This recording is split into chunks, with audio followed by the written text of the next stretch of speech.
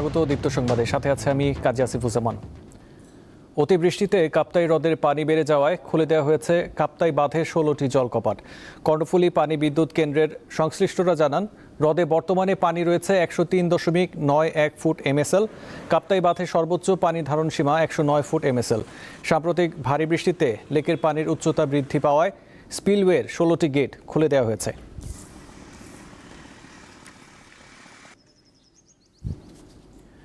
সক্রিয় মৌসুমি বায়ুর প্রভাবে আজ রংপুর বিভাগে ভারী থেকে অতি ভারী বৃষ্টির পূর্বাভাস দিয়েছে আবহাওয়া অধিদপ্তর। আবহাওয়া অধিদপ্তরের ঝড় সতর্কীকরণ কেন্দ্রের সতর্কবার্তায় বলা হয়েছে, সক্রিয় মৌসুমি বায়ুর প্রভাবে শনিবার সকাল 9টা থেকে পরবর্তী 24 ঘন্টায় রংপুর বিভাগের কোথাও কোথাও ভারী থেকে অতি ভারী বর্ষণ হতে পারে। এদিকে কুড়িগ্রামের ধরলা, তিস্তা, দুধকুমার নদের বিভিন্ন পয়েন্টের সমতলে পানি কমতে থাকায় বন্যা পরিস্থিতি ধীরে ধীরে উন্নতি হচ্ছে।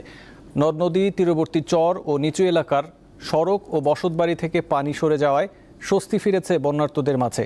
অন্যদিকে ব্রহ্মপুত্রের চিলমারি, নুনখাওয়া ও হাতিয়া পয়েন্টে পানি স্থিতিশীল থাকলেও তা বিপদসীমার নিচ দিয়ে প্রবাহিত হচ্ছে।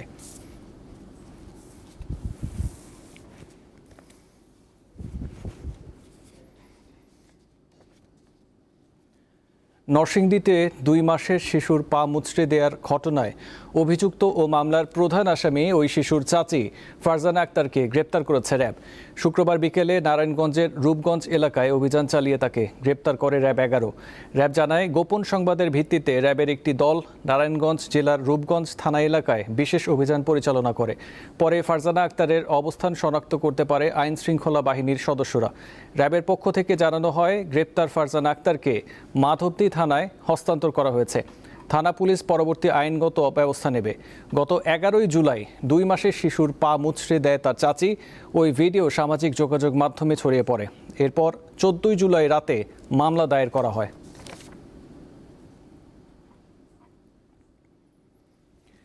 নীলফামারীর কিশোরগঞ্জে বিয়ে শেষে কনে নিয়ে ফেরার পথে মাইক্রোবাস খাদে পড়ে এক শিশুসহ 2 জন নিহত হয়েছে।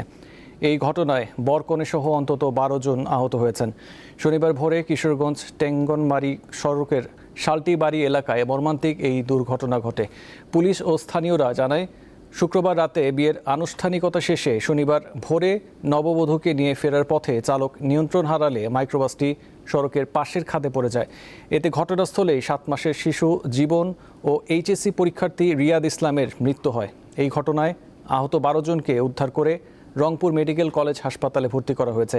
তাদের মধ্যে কয়েকজনের অবস্থা আশঙ্কাজনক বলে জানা গেছে।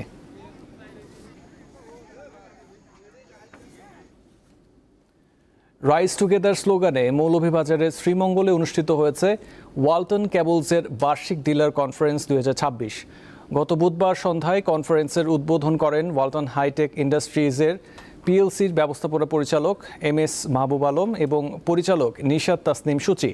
কনফারেন্সে দেশের বিভিন্ন অঞ্চল থেকে ওয়ালটন কেবলসের 3 শতাধিক ডিলার ও বিক্রয় প্রতিনিধিরা অংশ নেন।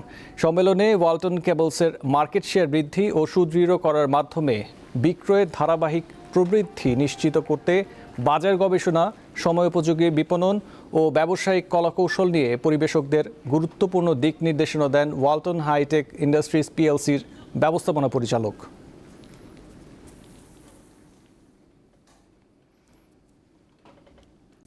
এবারে আন্তর্জাতিক সংবাদ। পশ্চিম এশিয়ায় উত্তেজনা চরম আকার ধারণ করেছে। শুক্রবার টানা 7ম রাতের মতো ইরানের বিভিন্ন স্থাপনায় বিমান হামলা চালিয়েছে যুক্তরাষ্ট্র। পাল্টা হামলা চালিয়েছে ইরানও। বাহরাইনে অবস্থিত মার্কিন ড্রোন ভেসেল ডিপো এবং বাহরাইনের প্রধান AI সেন্টার ধ্বংসের দাবি করেছে তেহরান। সৌদি আরবে অবস্থিত একটি মার্কিন সামরিক ঘাঁটিকে লক্ষ্য করে ব্যালিস্টিক ক্ষেপণাস্ত্র ছুড়েছে দেশটি। রয়টার্সের খবরে বলা হয়েছে, সমুদ্রপথে সংঘাতের জেরে উপসাগরীয় অঞ্চল থেকে জ্বালানি সরবরাহ বন্ধ হয়ে গেছে।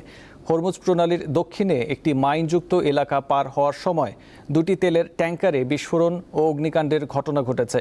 আবাসন বন্ধ না হওয়া পর্যন্ত ওই অঞ্চল থেকে কোনো রাসায়নিক সার, এমনকি 1 ফোঁটা তেল বা গ্যাসও রপ্তানি করতে দেওয়া হবে না বলে হুঁশিয়ারি দিয়েছে IRGC।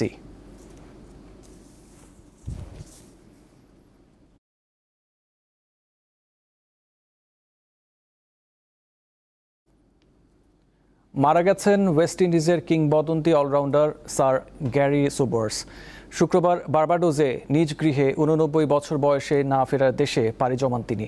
ক্রিকেট ইতিহাসের সর্বকালের সেরা অলরাউন্ডারদের একজন হিসেবে বিবেচিত সোবার্স। তার মৃত্যুতে বিশ্ব ক্রিকেটে শোকের ছায়া নেমে এসেছে। 1954 থেকে 1974 সাল পর্যন্ত ওয়েস্ট ইন্ডিজের হয়ে 93টি টেস্ট খেলেছেন তিনি। 8,032 রানের পাশাপাশি নিয়েছেন 235টি উইকেট। ব্যাট হাতে 26টি টেস্ট সেঞ্চুরি করা সোবার্সের ব্যাটিং গড় ছিল 57.78। ক্রিকেটে অসামান্য অবদানের স্বীকৃতিস্বরূপ 1975 সালে ব্রিটিশ সরকার তাকে নাইটহুডে ভূষিত করে।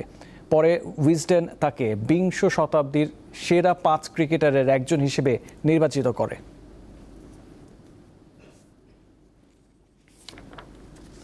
এবারে ফুটবল বিশ্বকাপ 2026।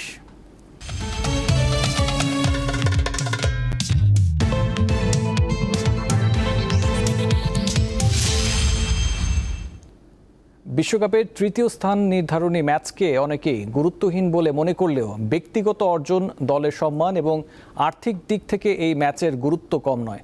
এবারও সেই লড়াইয়ে আজ মুখোমুখি হচ্ছে ফ্রান্স ও ইংল্যান্ড।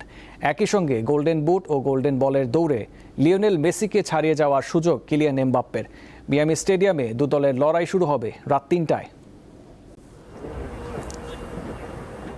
বিশ্বকাপে সেমিফাইনালে স্পেনের কাছে হেরে বিদায় নেয় 98 ও 2018 বিশ্ব চ্যাম্পিয়ন ফ্রান্স। শিরোপার আশা চূর্ণ হলেও টিকে আছে ফরাসিদের সেরা খেলোয়াড় কিলিয়ান এমবাপ্পের গোল্ডেন বুট জয়ের সম্ভাবনা। আর্জেন্টিনা লিওনেল মেসির সমান 8 গোল এমবাপ্পের, তবে অ্যাসিস্টের দিক থেকে এগিয়ে মেসি। তৃতীয় স্থান নির্ধারণী ম্যাচে এমবাপ্পে গোল পেলে গোল্ডেন বুটের সম্ভাবনা উজ্জ্বল হবে তার।